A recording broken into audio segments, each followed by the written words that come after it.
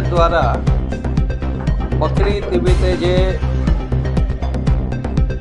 ગૌ હત્યા અને પશુઓનો કતલ થઈ રહી છે એના સંદર્ભમાં રાષ્ટ્રપતિ મહોદયને અમે એક આવેદનપત્ર આખા દેશભરમાં આપ્યું છે.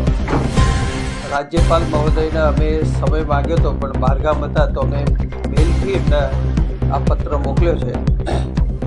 અમારી માંગ છે કે બકરી નિમિત્તે કોઈ પશુઓની હત્યા ના થાય એ અમારી માંગ છે અને દરેક રાજ્યોમાં ગૌ હત્યાના કાનૂન બન્યા છે અને પશુઓના સંદર્ભમાં પણ એક્ટ છે તો એનો અમલ થાય એના માટે અમારી માંગ છે.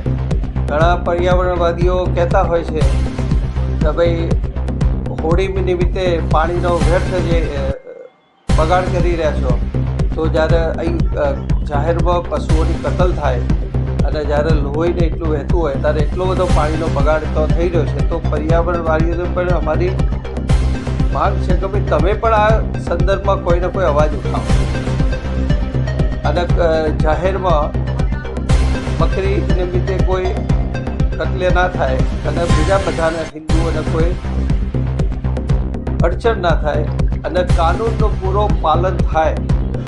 કારણ કે પશુ એક્ટ પ્રમાણે તો એવું છે કે રાત્રે પણ એને પશુને મૂવ ના કરી શકાય, પાણીની બધી વ્યવસ્થા કરવી પડે.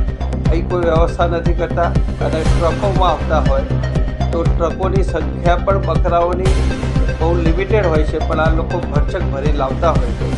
એ પણ પોલીસને અમારી સરકાર એના ઉપર ધ્યાન કરે અને આવા વ્હીકલોને એરેસ્ટ કરે. આ અમારી માંગ છે.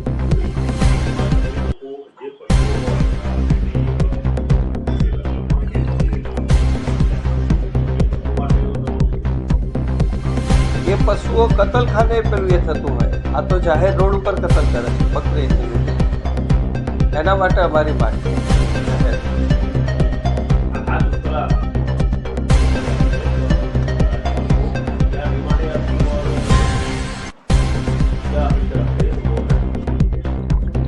विश्व हिंदू परिषद गौ रक्षा के द्वारा पूरे देश में राष्ट्रपति को आवेदन पत्र दिया है और हर राज्यपाल को राष्ट्रपति को भेजने के लिए आवेदन दिया है.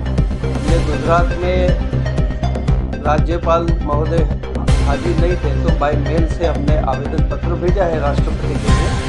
और हमारी मांग है कि ईद के निमित्त जो पशुओं की कत्ल हो रही है वो रोकने के लिए सरकार को दबाव करे और जो गौ हत्या का एक्ट बनाए, एनिमल एक्ट बनाए, उसके मुताबिक वो मूवमेंट चले. इसके लिए मेरी पूरी मांग है.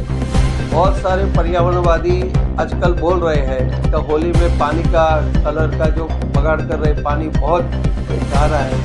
तो जब पशु की कत्ल होती है तो जो लोही बहता है उसको साफ करने के लिए बहुत पानी जाता है.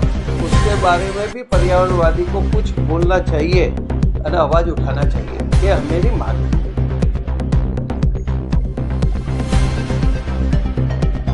રથયાત્રા નીકળવાની છે એ પહેલાં જો માહોલ કોઈ ખરાબ ના થાય અને સરકારે પણ એનું ધ્યાન રાખવું પડશે. અમારી માંગ છે.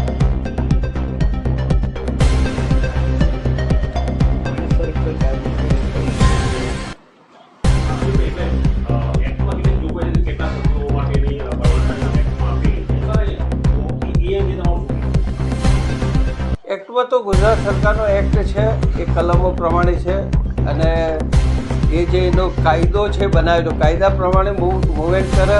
એનું દરેક ગામેથી જ્યારે આપણે પશુને લઈ જતા હતા તો સરપંચનો પણ દાખલો જોઈએ અને સામેવાળાનો બંનેનો એક્ટમાં જોગવાઈ છે પણ આ જોગવાઈનો તો કોઈ ઉપયોગ કરતા જ નથી.